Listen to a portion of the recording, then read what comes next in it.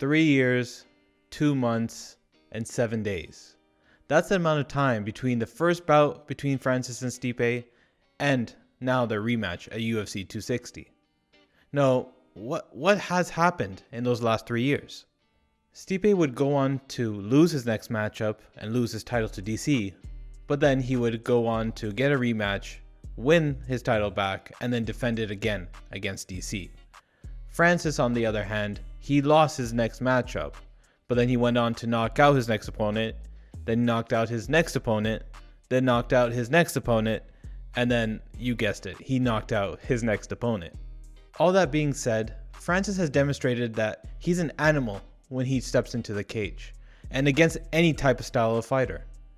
But I think this time, Stipe has the tools to actually finish Francis in this fight. Before we go any further, make sure to like and subscribe to the channel. If you want more videos like this, please let us know in the comments below. First things first, MMA is probably the most difficult sport to predict, especially at the highest level. The stakes are so high and literally any fighter can win the bout, regardless of the odds. Stipe has proven that he is the baddest and maybe the daddest man on the planet after reclaiming his throne against Daniel Cormier at UFC 252. Let's take a look at UFC 220 though.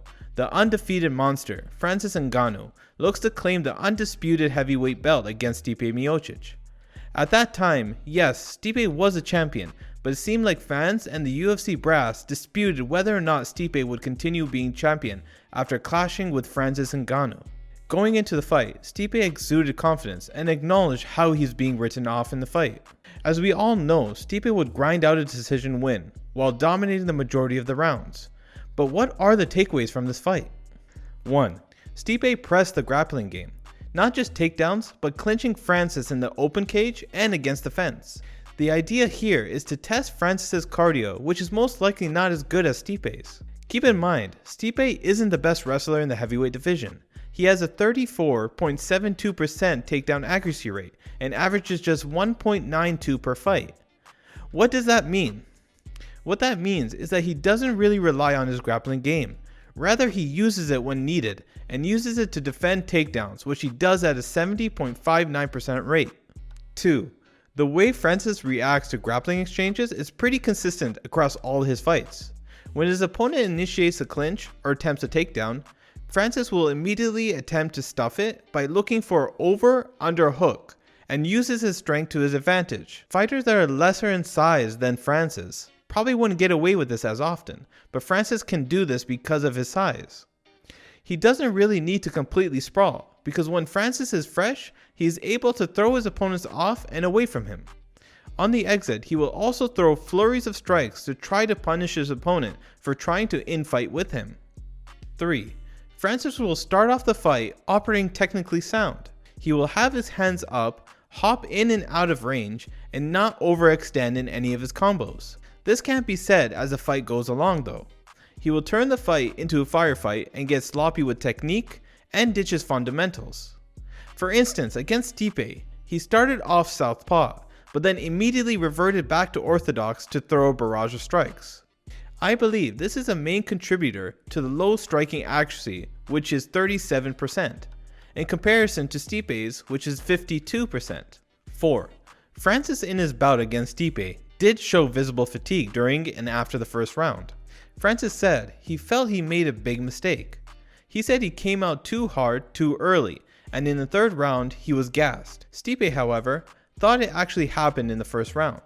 Since that bout, Francis hasn't really demonstrated whether or not his cardio has truly improved. It's really not his fault, because he finishes all his fights so early in the first round. The last question I wanted to ask you was, when you, like, some people on the internet after the fight were, and I know you don't want to live your life or fight your fights the way the public says, but people were complaining, oh, Stipe had Francis down, Francis couldn't even get up and he couldn't finish him. Did you ever think of that? Like, and I mean, you would have to go out of your game plan to try to finish him, I mean, yeah, but that's a big dude. Once if I slip and fall or something, or sweaty and something happens, I mean, I definitely could have finished him, but I'm not going to sit there and try, and something happens, I didn't have a great opportunity. I was doing my thing, and I got him tired, and he couldn't do anything. He couldn't walk in the last round, so I was good.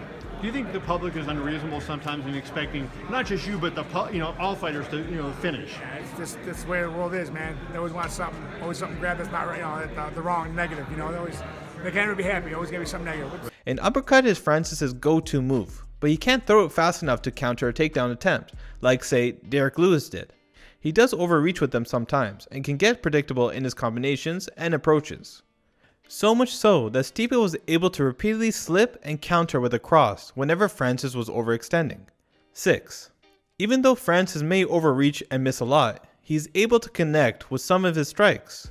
In Francis's last 4 fights, all of which he won via KO, he landed 6, 9, 6, and 13 significant strikes.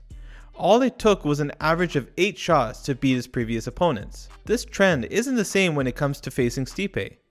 Francis landed a total of 14 significant head strikes to Stipe in the first round and didn't even earn a single knockdown. 7. Francis's game from the bottom consists of him willing himself back to his feet, that is, when he has energy to do so. Otherwise, he will remain on the ground and stay there until he has amassed enough energy to get back to his feet. Stipe has a very good understanding of how to maintain pressure from the top and hold Francis down, but that only lasts for a bit of time. Stipe has never won via submission in his career, and it looks like that really isn't an avenue he'll explore in this fight, but you never know. 8. Stipe can't chase a KO or blitz in the early rounds. He was able to time pull counter with a cross after Francis overextended, but it almost resulted in him getting knocked out. For one instance, after landing the counter, he started to blitz Francis and took a nasty shot to the temple that snapped his head way back. Going into the second fight, Stipe has felt Francis's power and definitely doesn't want to eat any unnecessary shots. To win this fight, Stipe has to go in there as a more efficient and safe version of his former self. Francis is going to hit you, and he's going to hit you hard. You have to keep the numbers very, very low. I don't like it when fighters have to rely on their chin to keep them in the fight, and that might be the case for Stipe in this fight. If Stipe decides to stay on the outside, pull, and counter every time Francis overextends, I think this is going to be a 3rd round finish for Stipe. How does he do that? Well, after countering Francis, he can take him down and force the referee to stop it on the ground. It's a huge fight. It's the gold on the line from my division. Who wins, I don't care. I mean, who sits on the throne, that's the person we after. And yeah, that's it. Hopefully Miocic. Stipe and Francis Ngannou. Oh. Well, yeah, it's hard because Ngannou with a touch of death can finish the fight at any time. But at the same time, Stipe is so crafty and smart, and if he can use his wrestling, it's gonna be hard for Ngannou. But yeah, there's a big chance that Ngannou is pulling it off this time. I do believe that we're gonna see Ngannou win the fight. I'm gonna go with Stipe. I think Stipe gets out that win. Whether it's a late fight, finish, or he, just goes to the full 5 rounds again and decision. So, it's exciting to have all the new blood in there. The heavyweight division for a lot of years has been like stagnant with Stipe, but Stipe is a true champion. He's one of the greatest. Francis fight, I'm really excited to see that. I want to see if, Francis has been able to improve his wrestling defense and his cardio. In my opinion, he has. It's definitely going to be a different fight, but we'll see how that goes. Stipe and Francis for the second time, how do you think it goes down? Francis. He's just a powerhouse, and I feel like he would get the win because I think he would knock Stipe out early on. Yeah, I think it's a great time for the heavyweights. Like you say, a lot of heavyweights aren't as active as the other divisions, so for everyone to be active around the same time, it's good. And to answer your question about the title fight, I think I wouldn't be surprised either way.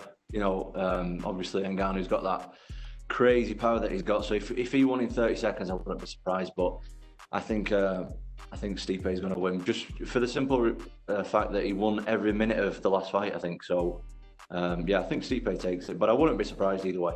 If you like the video, make sure to press a thumbs up. And if you want more, make sure to press the subscribe button for more videos like this and a weekly podcast talking about breaking news in the UFC and MMA. Do you think Stipe will defend his title again and remain the baddest man on the planet? Or will Francis learn from his mistakes and finally conquer Cleveland's finest?